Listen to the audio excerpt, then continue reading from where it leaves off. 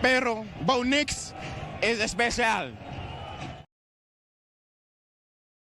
Well, is he? Not according to ESPN. Welcome to DMac Smack, where, we're going to talk about Bo Nix and his exclusion from the top 10 list, not even on the honorable mention list for ESPN.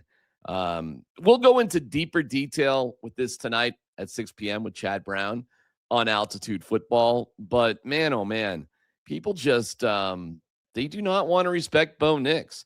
Also, we'll get into the Nuggets and what they did, drafting a local kid, sort of.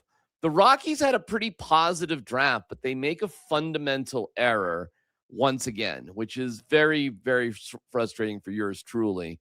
And then a guy at Yellowstone who's okay gets thrown by a bison, as well as the most amazing World Cup moment that I saw, brought a tear to my eye for a team I wasn't really pulling for. All coming up here on DMac Smack, brought to you by Journey Spice. Journey Spice, where you can use this QR code and save yourself 10% by using the code OFFSEASON26.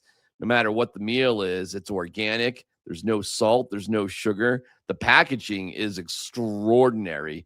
And what it does for your food, it's next level. Thank you, Andon and Rosa at Journey Spice. I love you guys so much and love, love, love Journey Spice. All right, well, let's talk about this list for Bo Nix. And it is crazy. Nobody really has the Broncos doing that great. Nobody has Bo Nix as a top quarterback. All right, let's go through the list in terms of where Bo doesn't rank. And as we go to the top, we see that Josh Allen is number one. All right, no big deal. We get it. Josh Allen has been going back and forth with number two, Patrick Mahomes. All right, again, no issues there. I mean, I get it, and we'll see. And by the way, this ranking is like right now. So they're ranking Patrick Mahomes number two coming off an ACL. This was done by executives and scouts and coaches, that sort of thing, that ESPN surveyed. Matthew Stafford is number three. All right. I mean, he's like 100 years old, but okay. Joe Burrow, number four. No issues there. Lamar Jackson. Whoop, I'm going too fast. Lamar Jackson, number five. Again, no issues there. I understand what's going on. Now we get interesting. Don't forget, Bo Nix led the Broncos to a 14-3 regular season record and beat Josh Allen. The number one quarterback, he beat Josh Allen. Number six, Dak Prescott. Really? Bo's not as good as Dak Prescott. All right. And then this one is ridiculous. Justin Herbert. The love affair with Justin Herbert is confounding to me. He who could not score at all against the Patriots and lost. Again. Number 8, Drake May. I understand the potential. He did go to the Super Bowl, so fine, I guess. Jared Goff. Again, this is a quarterback today, right now. And number 10 is Caleb Williams. So I think this list after number 5 gets a bit ridiculous. The fact that you wouldn't put Bo Nix somewhere amongst those 5? Come on, man. Give me a break. Honorable mention, Sam Darnold. He did win a Super Bowl. Didn't play that great. Jane Daniels. He's a really good player. Jordan Love. All right. Brock Purdy. Baker Mayfield. Trevor Lawrence. Jalen Hurts. And then there's Bo. Also receiving votes. Bo Nix, Daniel Jones, and CJ Stroud. Again, we'll go deeper into it with Chad Brown later today and really break down what's going on there with that list. But it's disrespect. Total disrespect for our guy, Bo. But just, another log on the fire in terms of, having to deal with all sorts of crap that we should be used to as Broncos fans at this point. All right, moving on. The Nuggets made some interesting moves. First of all, in terms of watching them in league play, in summer league play, it's kind of fun. I enjoy it. We saw Bryce Hopkins look incredible. 3-pointer, 1 free throw to make 3. Hopkins taking it right to the rack. This is 4-time captain. He's an everyday guy. His ability to put the ball down on the floor. And watch right here. That's not an easy job either. And they're being evaluated here at Summer League. If you say so. I'm not. I'm not arguing. His hands on a break. A little bit of Bryce Hopkins there. And hold on a second. Yeah, that looked great. Stevenson looked pretty cool. Trevon Brazile unfortunately got injured and only played in game 1, but it does not seem like it's that serious of an injury. So let's hope that's the case. That's really not that big of a deal. They won a game, they lost a game, and they signed an alpha. So first of all, Bryce Hopkins' numbers were pretty great when you look at what he did. Like 24 on 9 of 13 shooting, 4 rebounds, 3 steals, 2 blocks. Like, way to go. In terms of the second game, you got 16 points from Hopkins, 19 from KJ Simpson, 18 from Stevenson. So, all right, we're looking good. But the big news is that the Nuggets signed sort of a local guy, Alpha Diallo. Alpha Diallo went to Denver West High School for a year. He got caught up in some CHASA issues, and I don't know exactly what they were, but he ended up transferring back to the East Coast. And if you just followed his career, he actually ended up over in Europe, and he's a big-time defensive player. So sort of a Denver local kid. Kind of, in a weird way. Here's some highlights of Alpha Diallo. And eventually grabbed by a Gobo. Diallo, he challenges Marcio Santos for a posterizing dunk. Santos, the response from Monaco. Diallo in the face of Marcio Santos. And then the three-pointer, the response from Monaco. Diallo. So there you go, Alpha Diallo now with the Nuggets. And it's a low-budget signing. We still don't know what's going on with Peyton Watson, and, I mean, we'll see. So I don't blame you if you're not blown away by the signing, but that's what's going on in terms of your Nuggets. We'll see what happens. I mean, different things. Peyton Watson is still out there. LeBron James, we're really not even talking about LeBron anymore, are we? But what happens with Peyton Watson seems to be the big deal. Meanwhile, I don't know. Everybody's just chilling. You got Jokic on a boat, well, a raft at least, and he's looking great, huh? I mean, look at him. Slim, trim, fit, in shape. Looks absolutely fantastic. Got a short cut, keeping the beard. I love the fact, too, that the water must not be very deep. You got like 3 dudes with like life preservers on and 3 dudes that are just like, whatever. Who cares? I don't care. So the annual rafting trip for Jokic, hey, he's looking pretty good. Good for Jokic. Having a good time with the fellas. He looks great.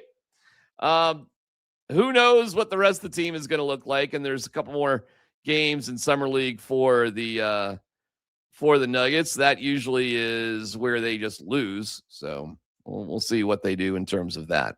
The Rockies had a draft, and they did mostly good things, mostly interesting things, and then they did one kind of screwed up thing. We'll give you the details on that in a second. There's a world of flavor out there, and to find it, you have to take the journey. Journey Spice Company handcrafts the most premium spice and seasoning blends that have no sugar, no salt, are certified USDA organic, non-GMO, vegan-friendly, and always planet-friendly. You are going to love serving amazingly delicious creations while knowing you helped reduce single-use plastics. Make sure to search for Journey Spice Company on Amazon today.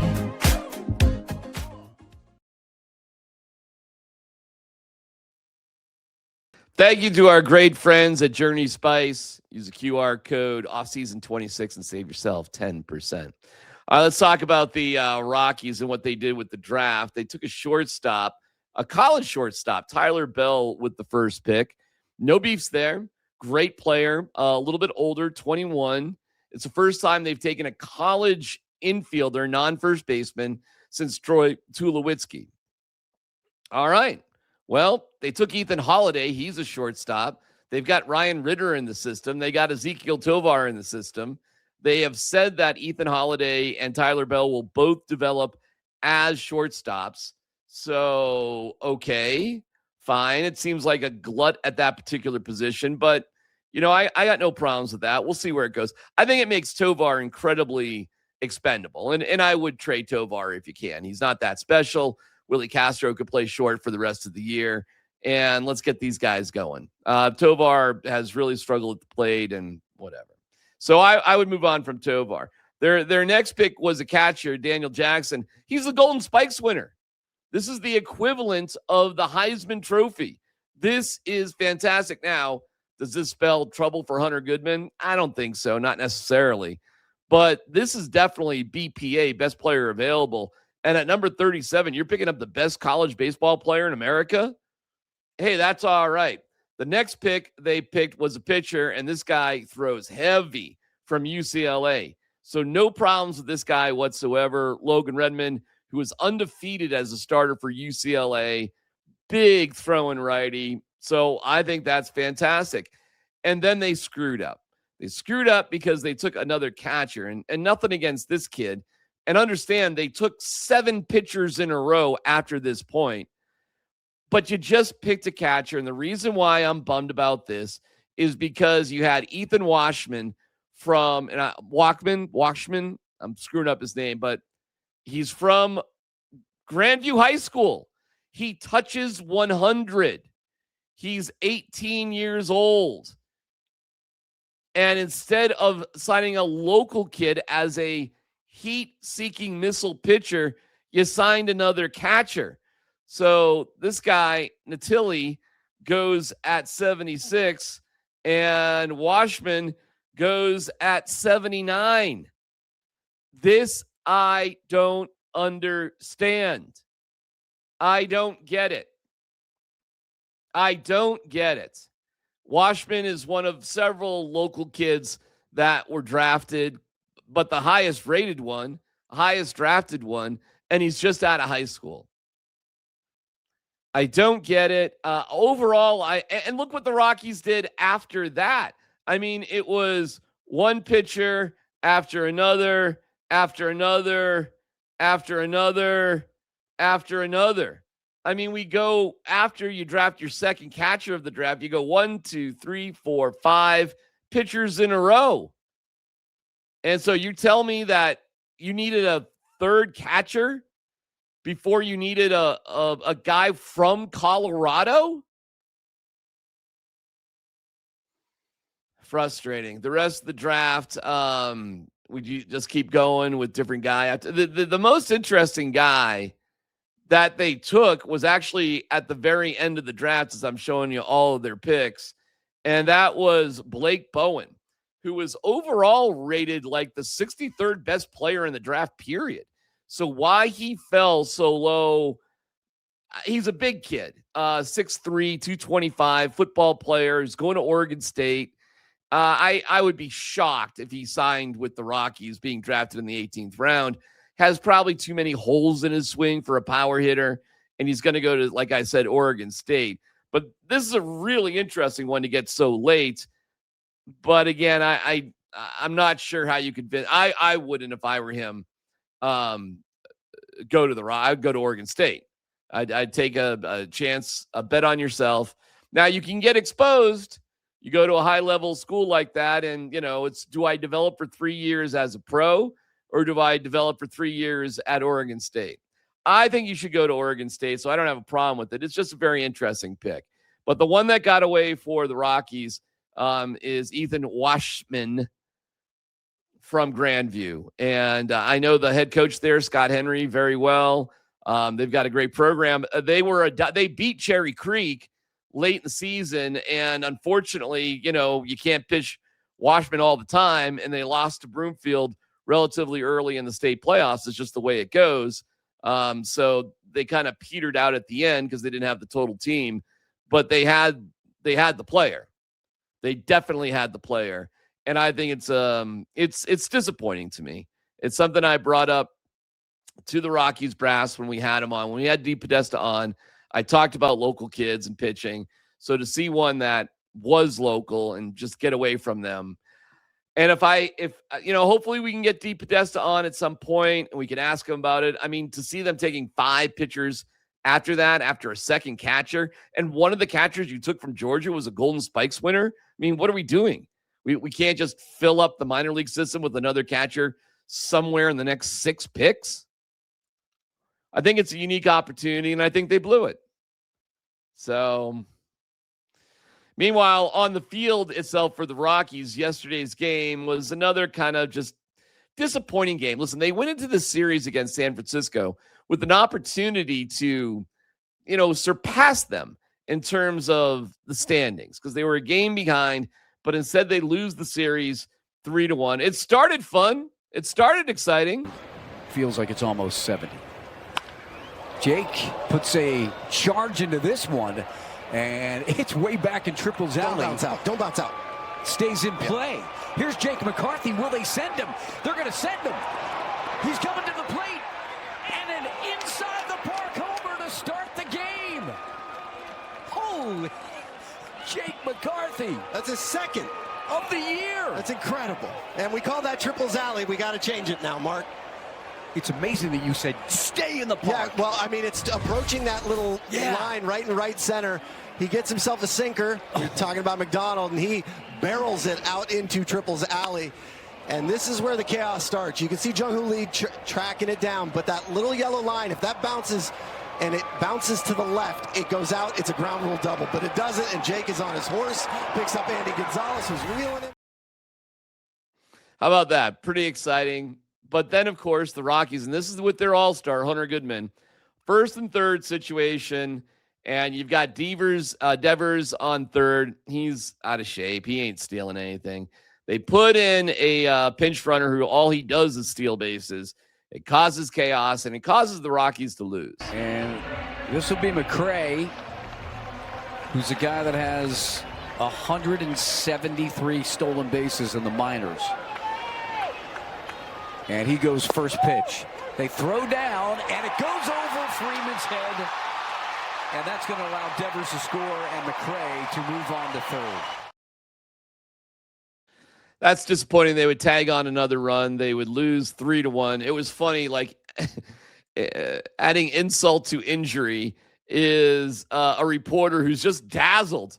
Think about how condescending this is. This reporter is just dazzled by how good some of the Rockies players are. Outfielders this whole series made great plays. I didn't realize how good that their outfield defense was, but like today there was a handful of sliding catches I missed, lost track of. Yesterday he made 3. Have you guys has that outfield been that good all year? Yeah, we got some good players out there that play good defense. Yeah, Cole, it seems to be a common thing that he makes a diving play, which is great. T-Free, nice play in the infield today. Played good defense overall. Didn't take care of the ball there in the 8th inning. But other than that, good defense. Wow, I didn't realize you guys had real Major League Baseball players. The Rockies are, as they go into the break, they're 39-59. Meaning to get mission 63 wins, you got to find 24 wins before you find 40 losses. Or actually, that would be fine, wouldn't it? So if you go 24-40, the rest of the way, you'll hit 63. Doable. It's more or less the pace they've been on. It's just frustrating that you had a chance to catch up with the Giants and you didn't. The Giants now have 41 wins. You just ended on a skid, unfortunately. The Mets have 40 wins. The Rockies have played a lot of games. A lot more games, it seems, than everybody else for whatever reason. So they had some more days off coming in their future. But At 398 winning percentage, you are in second to last place. The Dodgers, or Angels rather, at 38 and 59 are at 392. So you got them by an absolute hair. And the Royals have 38 wins, but they've got oh no, you're ahead of them too. So you're the third worst team in the league. That's it. Better though. Better than last year. A little bit of a frustrating draft. We'll see how Hunter Goodman does. Ignored in the home run derby.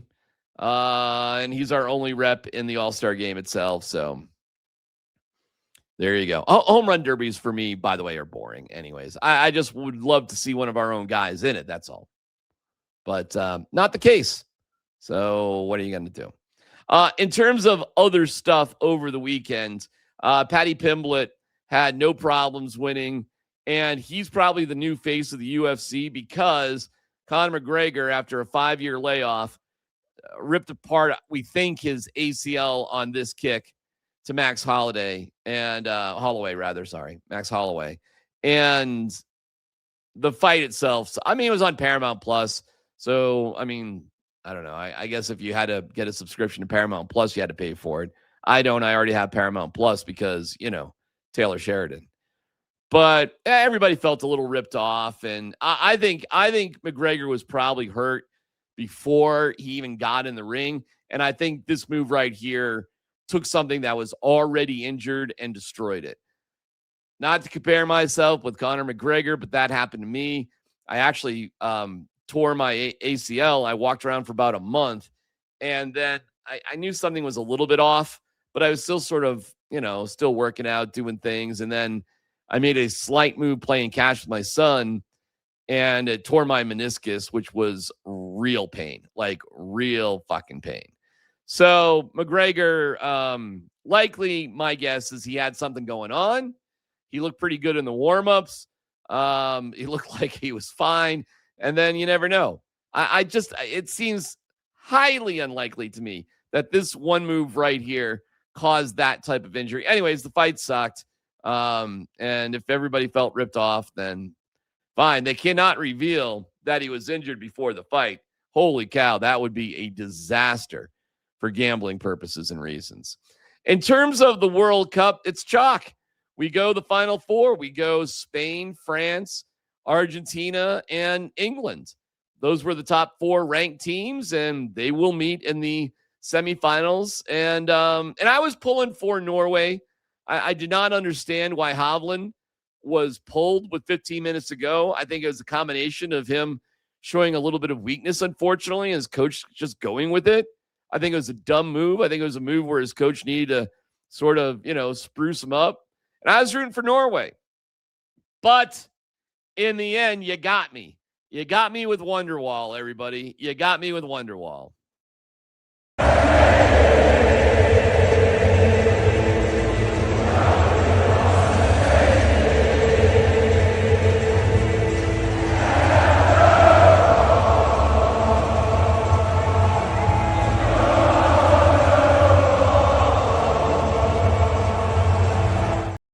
That's cool. I love the player's perspective. Look how like vigorously they were singing.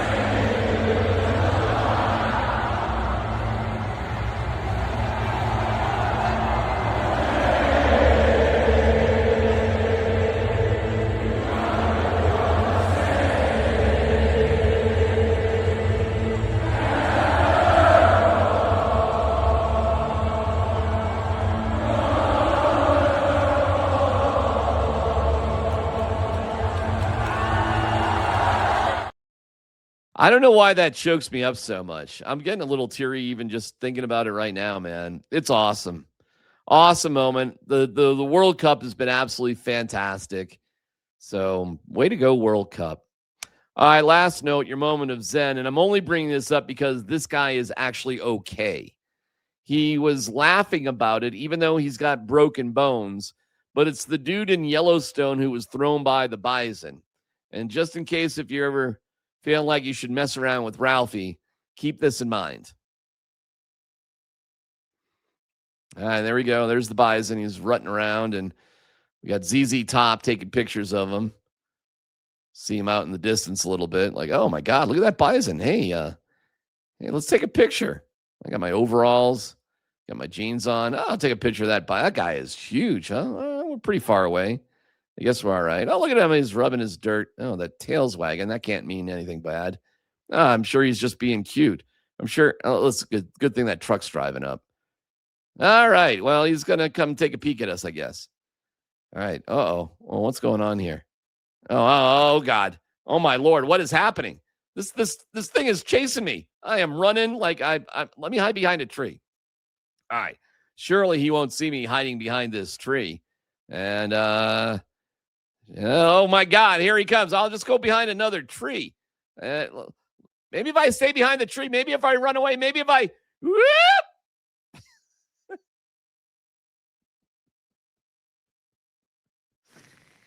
Now again, he was laughing. So the only reason I'm playing this is that he was laughing about the whole situation. And that is one hell of a picture.